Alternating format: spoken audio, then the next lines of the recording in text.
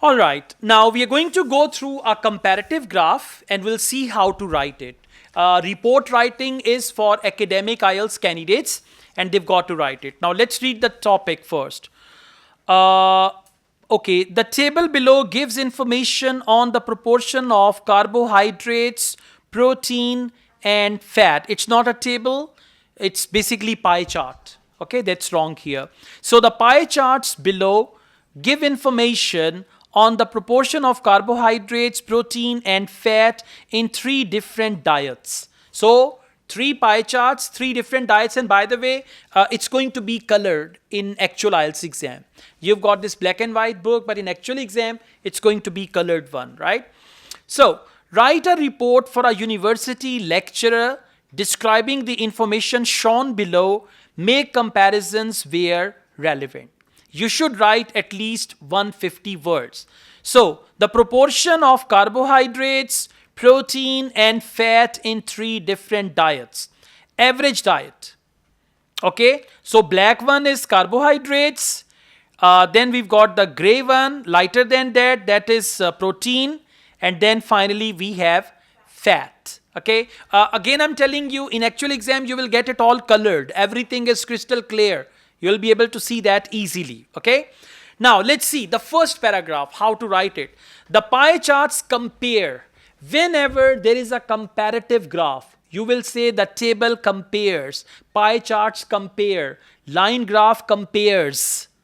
All right, if it is singular, then compares. If it is plural, then compare. Pie charts compare proportion of carbohydrates, protein, and fat in 3 different diets, namely an average diet, a healthy diet, and a healthy diet for sport. So this is first paragraph. And have you noticed one thing? The first paragraph is similar to what is already written here. Okay, you just rearrange, change the order of that, and you can easily make your first paragraph. And it's always like that. Now you're going to discuss all these diets one by one. So it is noticeable that sports people, can you see that? Sports diet, healthy diet for sport. Now they are discussing that. It is noticeable that sports people require a diet comprising a significantly higher proportion of carbohydrates. You can see that, and that is I think 50%, 60%. Then an average diet or a healthy diet. You're comparing it. The average diet contains the lowest percentage of carbohydrates. Now we are talking about average diet. Average diet contains the lowest percentage of carbohydrates but the highest proportion of protein. Protein is like 40% there and all that. Now let's go on. Carbohydrates make up to 60% of the healthy diet. Take a look at healthy diet. Can you see 60%? Is it 60 or 50? It's wrong here. It's wrong. So carbohydrates. Oh yeah, we've just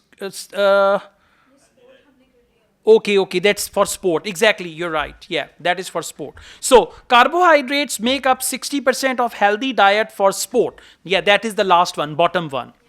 This is 10% higher than the proportion of carbohydrates in a normal healthy diet. Now take a look at normal healthy diet.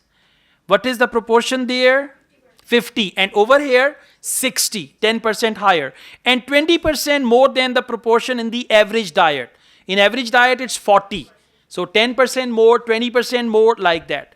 On the other hand, people who eat an average diet consume a greater relative amount of protein, that is 40%.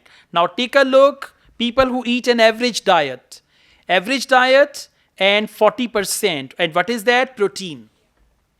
Then those who eat a healthy diet, that is 30%, and sports people 25%. What are you comparing? You are comparing carbohydrates, protein, and fat, and there are 3 groups. One is average diet, one is healthy diet, and one is healthy diet for sport. Okay? Now let's go on, last paragraph. The third compound shown in the charts is fat. Now you're talking about them one by one. Fat constitutes exactly 1/5 of both the average diet and the healthy diet. Now look at average diet, healthy diet, and fat is 20%. 20% means 1/5. If out of 100, it's 20%, so 20% means 1/5.